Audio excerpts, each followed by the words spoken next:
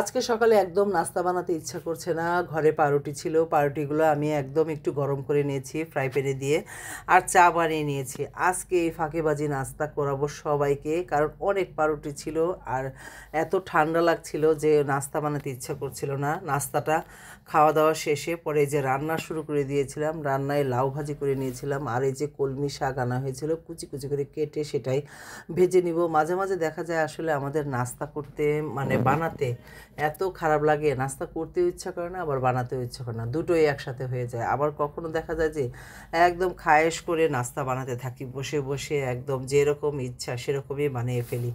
আর আজকে যেহেতু ইচ্ছা করছে না এর জন্য বানানোও হয়নি। আর এই যে রান্না বান্না তো শুরু করে দিয়েছিলাম। রান্না এই যে মুরগি কেটে নিয়েছিলাম, দুটো মুরগি কেটে নিয়েছিলাম। এগুলো হলো দেশি মুরগি। দেখেন এত ছোট ছোট মুরগি, মানে বাচ্চারা তো এর জন্যই খেতে চায় না। আমার বাসায় আসলে দেখা যায় দেশি মুরগি রান্না হয়, আর এগুলো বেশি তো বড় হয় না, ছোট ছোট থাকে, আর এগুলোর মাংসও কম থাকে। বাচ্চারা খেয়ে একদমই শান্তি পায় না। আমি সাথে এখন ছেলেমেয়েরা যাতে একটু পছন্দ করে ভর্তা বানিয়ে নিচ্ছিলাম, আলু ভর্তা। অনেকগুলো আলু সিদ্ধ করে নিয়েছিলাম একদম, শুকনো মরিচ কাঁচামরিচের সাথে পেঁয়াজটাও লাল করে নিয়েছিলাম। এই লাল পেঁয়াজের ভর্তাটাও কিন্তু দেখা যায় যে মাঝে মাঝে খেতে অনেক বেশি ভালো লাগে।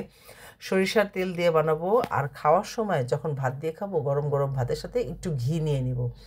এটা কারা খেতে পছন্দ করেন বলবেন, জানাবেন আমাকে। আমার তো অনেক পছন্দ, ছোটোবেলায় এত খেতাম। এই শীতের দিন আসলেই বাস ঘি দিয়ে আলু ভর্তা দিয়ে ভাত, মানে গরম গরম ভাতের সাথে ঘি ছিটিয়ে নিতাম ভাতের উপরে, তারপরে আলু ভর্তা। আর আলু ভর্তাতে তো সরিষার তেল থাকতো, একটা ঝাঁঝ ঝাঁঝ ভাব থাকতো, খেতে সেই রকম দুর্দান্ত লাগতো।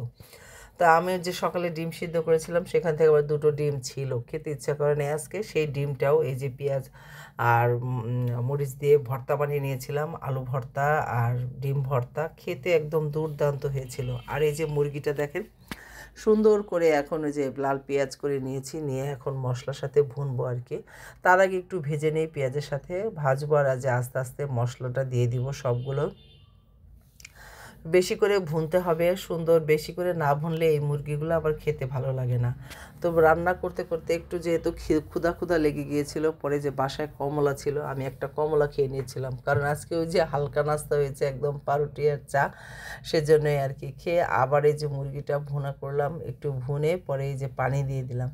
আজকে অবশ্য গরম পানি করা হয়নি, ঠান্ডা পানি দিলাম। মাঝে মাঝে দেখা ঠান্ডা পানি দেই, কিন্তু ঠান্ডা পানির চেয়ে গরম পানি দিলে মনে হয় তরকারিটা বেশি মজা হয়। আর এই যে কিছু মাছ নিয়ে নিয়েছিলাম, রুই মাছ। এগুলো এই মাছগুলো তো বাচ্চারা খেতেই চায় না। আমার বাসায় হলে এক সমস্যা, বড় মাছ মানে এই যে রুই মাছ মানে কাতল মাছ, এই মাছগুলো খেতে চায় না। তো মাছগুলো একটু রসা রসা করে রান্না করলাম। আর এই যে করলা ভাজি করেছিলাম। এই তো ভালো।